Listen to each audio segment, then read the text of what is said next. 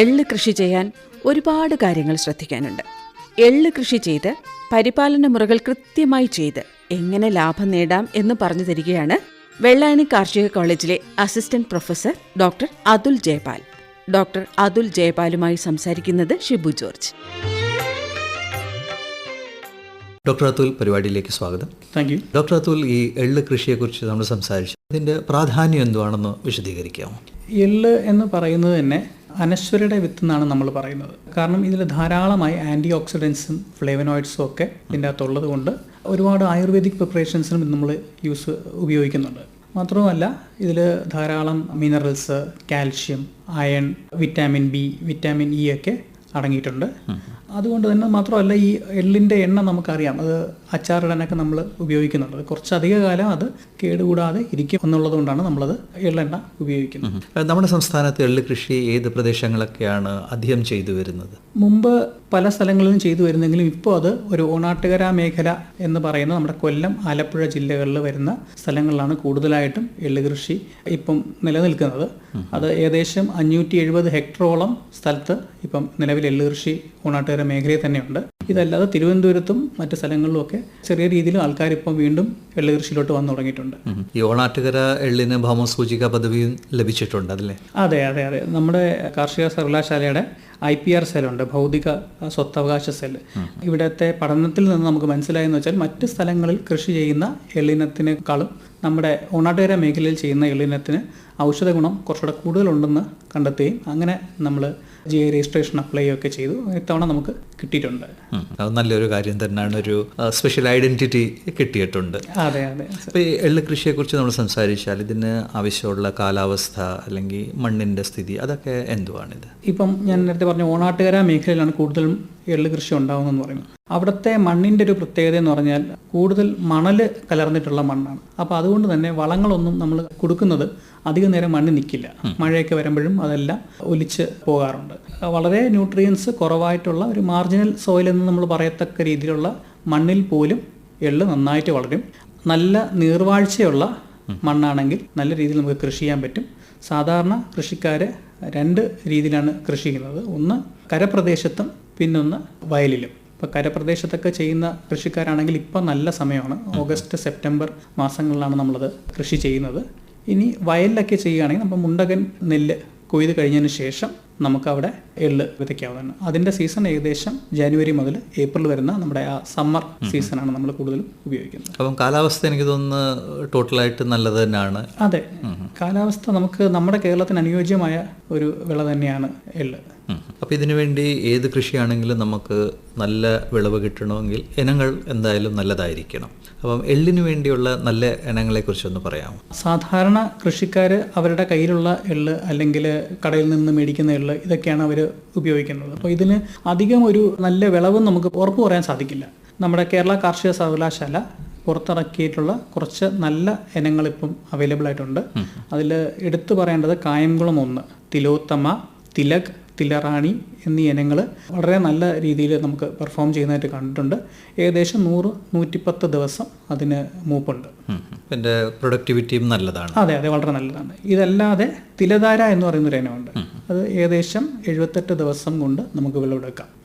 ഈ എള്ളിൻ്റെ നല്ല ഇനം എന്ന് പറയുമ്പോൾ നമ്മൾ ഉദ്ദേശിക്കുന്ന എണ്ണയുടെ ശതമാനമൊക്കെ അതിൻ്റെ അകത്ത് അധികം കാണും, വളർച്ച നല്ലതായിരിക്കും, അതല്ലേ?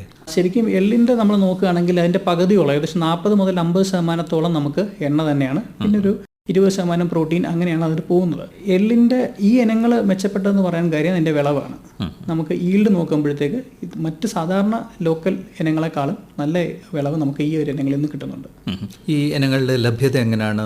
കർഷകർക്ക് ഇത് ലഭ്യമാണോ? ഇത് ഇപ്പം നമുക്ക് ഇതിൻ്റെ സീഡ്സ് അവൈലബിൾ ആണ്. നമ്മുടെ കേരള അഗ്രികൾച്ചർ യൂണിവേഴ്സിറ്റിയുടെ കീഴിലുള്ള ORRS എന്ന് പറയുന്ന ഒരു സ്റ്റേഷനുണ്ട്, Onattukara regional agriculture research station. അവിടെ ഇപ്പം ഈ ഇനങ്ങളുടെ വിത്തുകൾ നമുക്ക് ലഭ്യമായിട്ടുണ്ട്. നല്ല ഡിമാൻഡുണ്ട് ഇപ്പോൾ ആ ഇനങ്ങൾക്ക്. അപ്പോൾ ഈ കൃഷി ചെയ്യുമ്പോൾ നിലയൊരുക്കൽ, പിന്നെ അതിൻ്റെ സംബന്ധമായ മറ്റു കാര്യങ്ങളൊക്കെ ഉണ്ടല്ലോ, ഇതിനെക്കുറിച്ചൊന്ന് വിശദീകരിക്കാം. എള്ളിൻ്റെ വിത്തിൻ്റെ കാര്യം ആദ്യമേ പറയുമ്പോൾ തന്നെ നമുക്കറിയാം ചെറിയ വിത്തുകളാണ്. അപ്പോൾ അതുകൊണ്ട് തന്നെ നമ്മൾ സീഡ്സ് വിതയ്ക്കാൻ നോക്കുമ്പോൾ ഈ സീഡ് മാത്രമല്ല വിത്ത് മാത്രമായിട്ട് നമ്മൾ കൊണ്ട് വിതയ്ക്കുകയാണെങ്കിൽ ഒരു പ്രശ്നം എന്ന് വെച്ചാൽ ചില സ്ഥലങ്ങളിൽ കൂടുതൽ വീഴും, ചില സ്ഥലങ്ങളിൽ കുറച്ചേ വീഴുകയുള്ളൂ. അപ്പോൾ വളർന്നു വരുമ്പോൾ ഒരു ബുദ്ധിമുട്ടുണ്ടാവും. അപ്പം സാധാരണഗതിയിൽ നമ്മൾ കൃഷിക്കാർ ചെയ്യുന്നതെന്ന് വെച്ചാൽ എത്ര വിത്ത് എടുക്കുന്നോ അതിൻ്റെ ഒരു 2-3 ഇരട്ടി മണലുമായിട്ട് മിക്സ് ചെയ്ത് ഇത് വിതറുകയാണ് പതിവ്. ഇതിന് കാർഷിക സർവകലാശാല ഒരു ശുപാർശ നമുക്കൊന്ന് കൊടുത്തിട്ടുണ്ട്. ഏകദേശം 5 കിലോഗ്രാം വിത്താണ് ഒരു ഹെക്ടറിന് വേണ്ടത്. അങ്ങനെ നോക്കുമ്പോൾ 1 ഏക്കറിന് നമുക്ക് ഏകദേശം ഒരു 2 കിലോഗ്രാം വിത്ത് മതിയാവും. അപ്പോൾ അത്രയും വിത്തുകളാണ് നമ്മൾ നടാനായിട്ട് ഉപയോഗിക്കുന്നത്.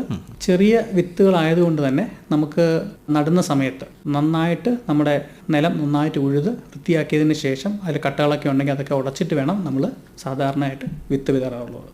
ഇതിന്റെ ഈ മുളപ്പ് എത്ര നാൾ കഴിഞ്ഞ് എത്ര ദിവസം കഴിഞ്ഞത് വെളിയിലോട്ട് വരും?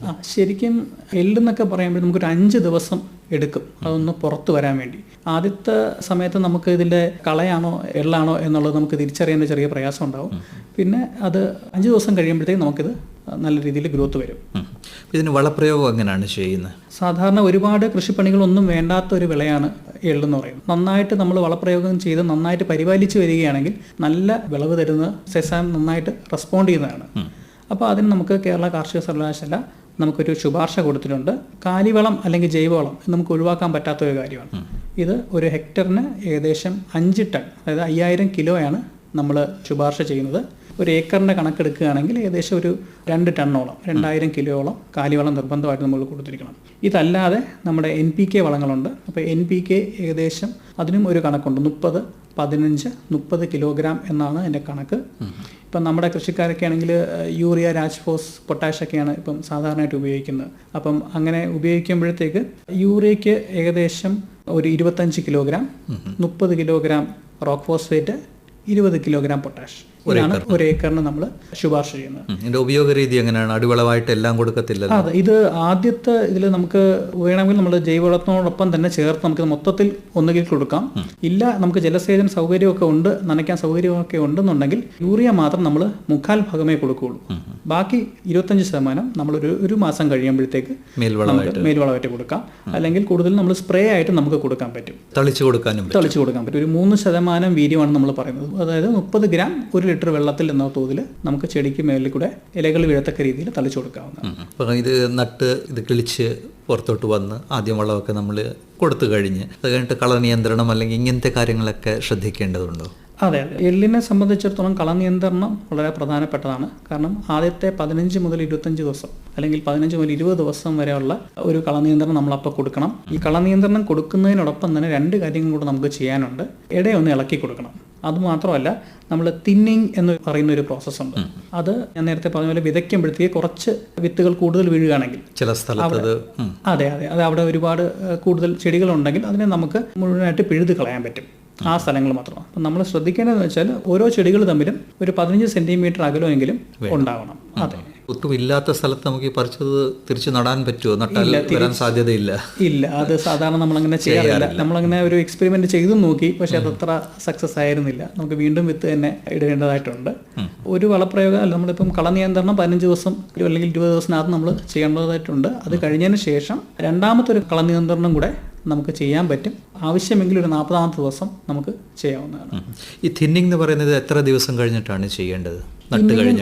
നട്ട് കഴിഞ്ഞ് ഏകദേശം 15-20 ദിവസത്തിനകത്ത് ഇത് തന്നെ ഈ ചെടി വളർന്ന് ഏകദേശം ഒരു 15 സെന്റിമീറ്റർ ഒരു ചെറിയ സ്കെയിലിന്റെ പൊക്കത്തിൽ വരുമ്പോഴത്തേക്ക് തന്നെ നമുക്ക് തിന്നിങ് ചെയ്യാവുന്നതാണ്. അതാണ് അതിന്റെ ഒരു സ്റ്റേജ് എന്ന് പറയുന്നത്. ഈ സമയത്ത് ചിലപ്പോഴൊക്കെ മഴ കിട്ടാറുണ്ട്, ചിലപ്പം ഒരു നീണ്ട കാലം വരെ മഴ ഇല്ലാതെ വെള്ളത്തിന്റെ പ്രശ്നം വരാറുണ്ട്. ആ സമയം ജലസേചനം ചെയ്യുന്നത് നല്ലതായിരിക്കും അല്ലേ? അതെ, കാരണം പൂർണ്ണമായും നമ്മൾ നോക്കുകയാണെങ്കിൽ എള്ളിനെ മഴയെ ആശ്രയിച്ചുള്ള കൃഷിയാണ് സാധാരണമായി കൃഷിക്കാർ ചെയ്യുന്നത്. പക്ഷേ ജലസേചനം വളരെയധികം പ്രാധാന്യം അർഹിക്കുന്നു. കാര്യം എള്ളിനെ സംബന്ധിച്ചിടത്തോളം 4 സ്റ്റേജ് വളരെ ഇമ്പോർട്ടൻ്റ് ആണ്. അതിലൊന്ന്, അത് നമ്മൾ നട്ട് മുളച്ച് ഒരു 4-5 ഇല വരുന്ന സമയം അതൊന്ന്.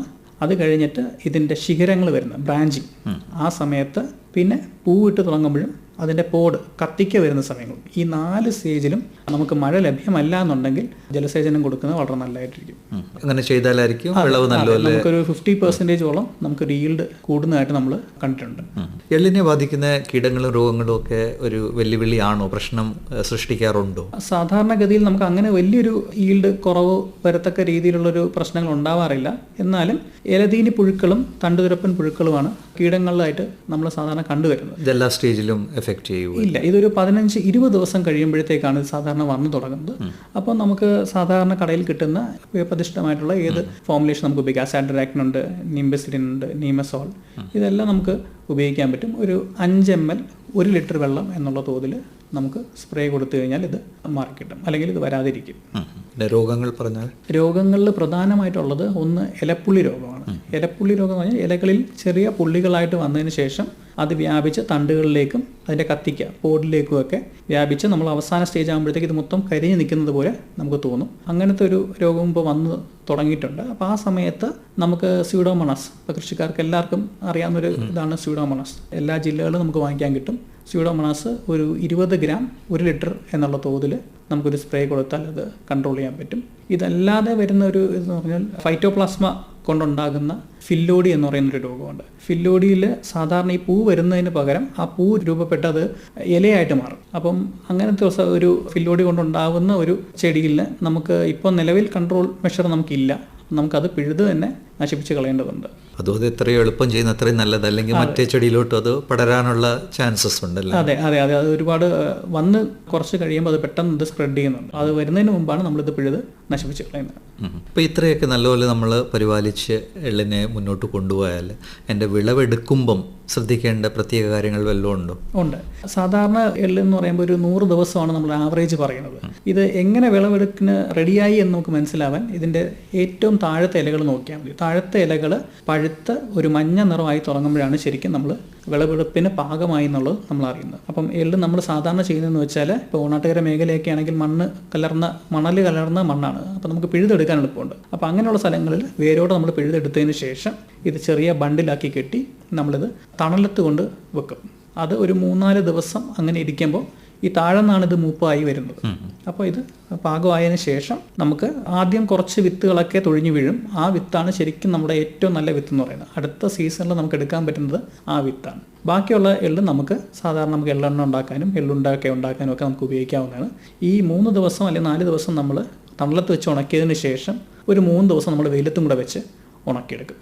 ആ സമയത്ത് കമ്പോ എന്തെങ്കിലും വെച്ച് നമ്മൾ തല്ലി ബാക്കിയുള്ള വിത്തും കൂടെ കുഴിച്ചിട്ടാണ് പിന്നെ വിത്തെടുക്കുന്നത്. ഇത് ത്രഷിങ് ചെയ്യാൻ വേണ്ടി എക്യുപ്മെന്റ്സ് അല്ലെങ്കിൽ നമ്മുടെ മെഷീനറീസ് ഒന്നുമില്ല, ഉപയോഗിക്കാറില്ലേ? അത് ഇപ്പം നിലവിൽ അങ്ങനത്തെ മെഷീനറീസ് നമുക്ക് ഇത്രയും ഇല്ല. കാരണം അത്രയും വ്യാപകമായിട്ട് നമ്മളിപ്പം കൃഷി ഇപ്പം ചെയ്യുന്നില്ല.